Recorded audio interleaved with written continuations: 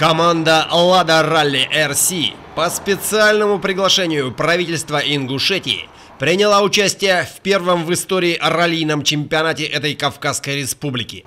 Еще до старта 3 спортивных автомобиля «Лада Калина» вызывали огромный интерес публики.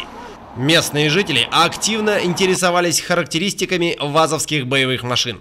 Стартовый подиум в новой столице Магасе готовился к историческому событию – ралли Ингушетия. Компактный, но весьма именитый состав участников, многочисленные болельщики и весомая поддержка заинтересованных структур создавали непередаваемый антураж автоспортивного праздника в обрамлении колоритных вокальных композиций.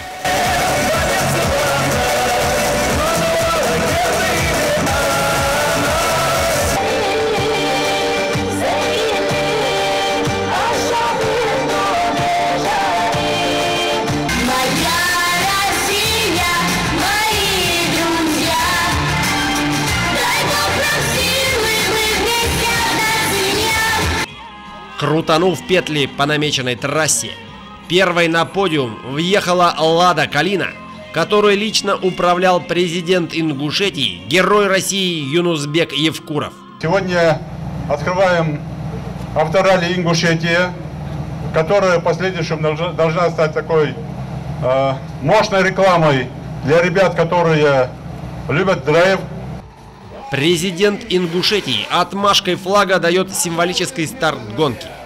Под одобрительные возгласы болельщиков автомобили участников один за другим въезжали на подиум, представляли экипажи и отправлялись на дистанцию. Под номером 4 за команду «Лада Ралли РС» выступали Дмитрий Воронов и Юрий Куликов, бронзовые призеры Кубка России 2014 года. С номером 5 на борту ехали Евгений Суховенко и Ярослав Федоров. Женя в этом сезоне блеснул победным финишем на этапе чемпионата Европы в Греции. Оба наших экипажа на «Лада Калинах» зачетной группы 1600Н. Спортивная часть программы открывалась коротким допом «Магаз». Боевые аппараты крутили эффектные виражи прямо на городской улице, добавляя зрителям адреналина.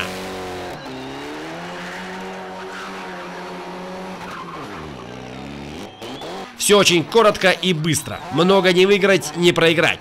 Наши начинали аккуратно. Воронов и Куликов 41,2 секунды, 4-е время. Суховенко и Федоров 42,4, 6-й результат.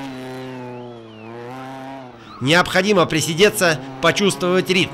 Вся борьба впереди. И уже на втором прохождении Магаса зрители увидели приключения.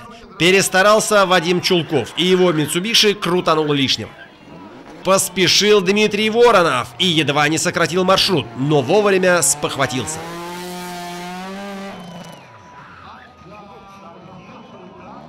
А вот Евгений Суховенко был точен и шалости себе не позволял. В командном споре он вышел вперед. 42,2, 5-е время. Завершение первого дня организаторы украсили песенной программой и салютом. Праздник так праздник. На следующий день караван участников ралли Ингушетия отправился в горы. Их ожидали 4 скоростных участка – Сухахи, Алкун, Таргим и Алхасты в обрамлении изумительных по красоте природных ландшафтов.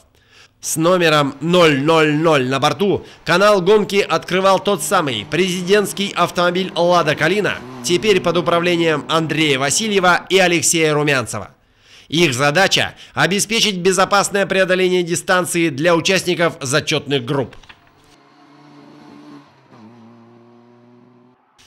Асфальтовое ралли почти позабытое для отечественных гонщиков состязания.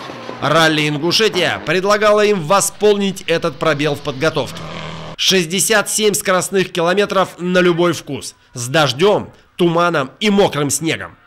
Дмитрий Зорин на Subaru Impreza задает тон в абсолюте. Асфальт его тема, он выигрывал гонку в Ялте. Наши тоже решили продемонстрировать себя во всей красе. Дмитрий Воронов и Юрий Куликов выигрывают свой класс и показывают второе время общего списка участников – 7 минут 9,2 секунды. Евгений Суховенко и Ярослав Федоров проехали второй скоростной участок за 7 минут 20,8 секунды. Третий результат зачета 1600 Н, уступает товарищам по команде почти секунду с километра. И сделали выводы. 20 километров 620 метров третьего скоростного участка Алкун становились определяющими. Дмитрий Воронов и Юрий Куликов фиксируют 10 минут и 23,5 секунды, но уступают Зауру Губжокову из Нальчика. Евгений Суховенко и Ярослав Федоров взвинтили темп и промчались доп за 9 минут 54,9 секунды, разом вырываясь в лидеры группы 1600 Н. Это еще и второе время абсолюта при впечатляющей средней скорости почти 125 км в час. На четвертом скоростном участке Таргим соперничество развернулось с новой силой, но асфальтовое ралли не зря славится коварством. Чуть ослабил внимание и...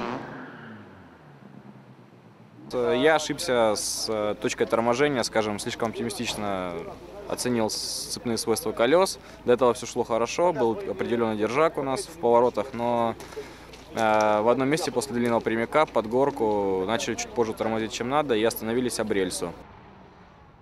Экипаж на заметно деформированной машине пытался тянуть к финишу, но удача от них отвернулась.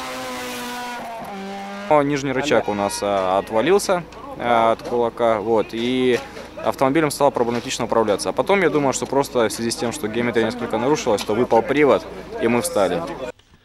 Дмитрий Воронов и Юрий Куликов еще не знали о проблемах товарищей по команде, но и для них Таргим стал камнем преткновения. За ним горка 100.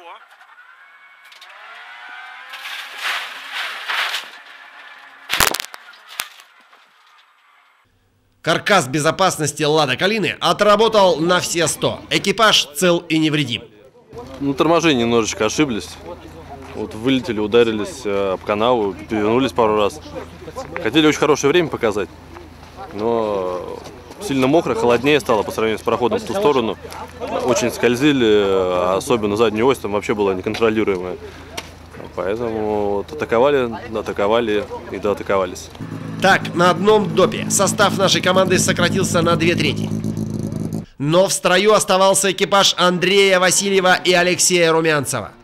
И на финише гонки в Магасе болельщики первыми приветствовали «Лада Калину», что успешно преодолела весь интересный и трудный маршрут гонки, достойно представив передовую спортивную продукцию «АвтоВАЗа». Спорта в Российской Федерации, и как только что сейчас сказал в интервью исполнительный директор Российской автомобильной.